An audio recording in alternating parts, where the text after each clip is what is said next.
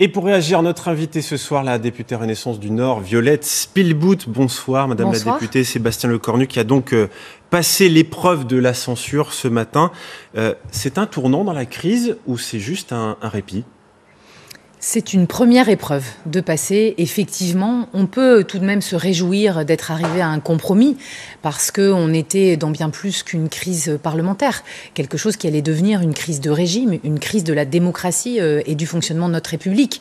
Et donc là, savoir se mettre d'accord avec le Parti socialiste pour qu'il y ait une majorité à l'Assemblée nationale pour pouvoir commencer le débat budgétaire, c'est un bon signe, je trouve. Ça veut dire que le Premier ministre a réussi à négocier et à écouter aussi les syndicats et les groupes politiques. Mais le prix est lourd à payer puisque, vous l'avez dit, l'engagement, c'est suspendre la réforme des retraites.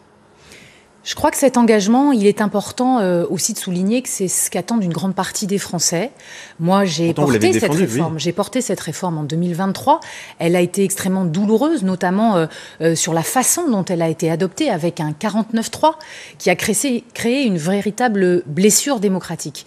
Et cette blessure, aujourd'hui, elle est réparée par le fait que oui, nous allons renoncer, le bloc central va renoncer à une mesure importante de l'équilibre du financement des retraites. Mais c'est le prix à payer aujourd'hui pour que la France retrouve un peu de calme et d'apaisement. Et probablement peut-être d'autres renoncements. Vous avez entendu dans ce reportage les socialistes, c'est eux qui ont la main aujourd'hui. Ce qui est sûr, c'est que c'est les difficultés des Français et les problèmes de pouvoir d'achat qu'il faut entendre, et aussi le sujet de l'injustice fiscale et sociale. Donc oui, taxer des personnes aujourd'hui qui ne payent pas normalement leur impôt en France, qui s'organisent avec des holdings, des experts comptables, des avocats pour échapper à l'impôt en France, oui, j'y serais favorable. Je crois qu'il faut entendre ce que nous disent aujourd'hui les Français, mais aussi ici, dans la métropole lilloise, ce qu'ils me disent régulièrement, et on est à une heure du compromis. Mais en tout cas, les socialistes sont très inquiets justement sur le budget, parce qu'il y a beaucoup beaucoup de mesures qui vont pas forcément privilégier ceux qui ont de faibles revenus.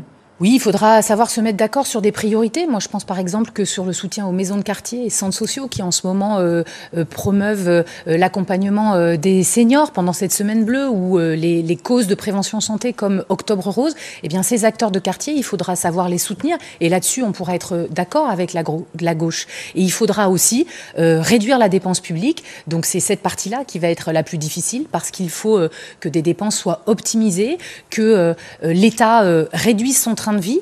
Monsieur Lecornu a déjà donné un premier signe et moi je serai là aussi pour accompagner cette réduction de la dette. Vous avez le sentiment d'être à la merci des socialistes ?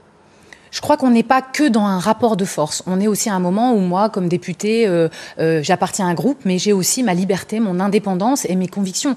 Quand je vois le secteur de la mode ici, dans la métropole lilloise, qui habille la Blanche Porte, Damar, qui souffre énormément, eh bien, je veux qu'à ce budget, on puisse taxer Shein et Temu, qui aujourd'hui ne payent pas normalement les taxes en France. Et donc, on introduira des amendements sur lesquels on pourra avoir du consensus. En tout cas, les débats promettent d'être difficiles, compliqués. Oui. Vous qui êtes aussi candidate déterminée à la mairie de Lille, est-ce que vous serez candidate s'il y a toutefois des législatives d'ici la fin de l'année ? Il faut se préparer effectivement à ces dissolutions. Et moi, j'ai toujours été claire avec les Lillois. En 2024, comme demain, je serai candidate sur la fonction de députée de la 9e circonscription parce que je crois que je sers les 5 villes de ma circonscription, Marcq-en-Barœul, Bondues, Mouveau, Tourcoing et ma ville de Lille. En fait, je sers le Grand Lille à Paris en étant députée aujourd'hui, députée s'il y a une dissolution et maire demain si les Lillois me font confiance. Merci Violette Spilbout d'avoir répondu ce soir à nos questions.